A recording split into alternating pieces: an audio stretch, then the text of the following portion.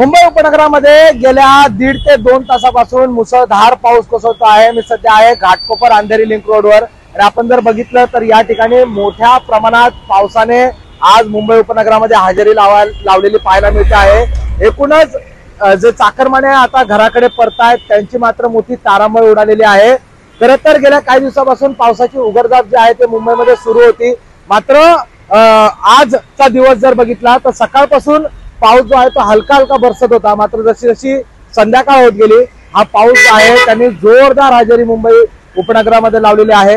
मुंबईचा घाटकोपरचा परिसर असेल, मुलुंडचा परिसर असेल, चेंबूर चा परिसर असेल, गोवंडीचा परिसर असेल, या सगळ्या परिसरामध्ये जोरदार पाऊस बरसतो आहे।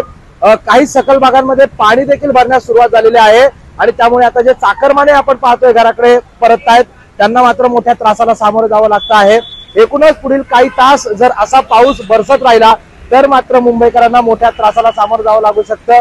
सध्या तरी या पावसाचा कोणताही परिणाम हा आपल्याला रेल्वे वाहतुकीवर पाहायला मिळत नाहीये, मात्र रस्ते वाहतूक जी आहे ती काही ठिकाणी धीम्या गतीने सुरू आहे। विजन कमी आहे आणि अशा स्थितीमध्ये हा पाऊस जो कोसळतो आहे त्यामुळे मात्र मुंबईकरांची आज पुरती तारांबळ उडालेली आहे। प्रशांत बडे, एबीपी माझा, मुंबई।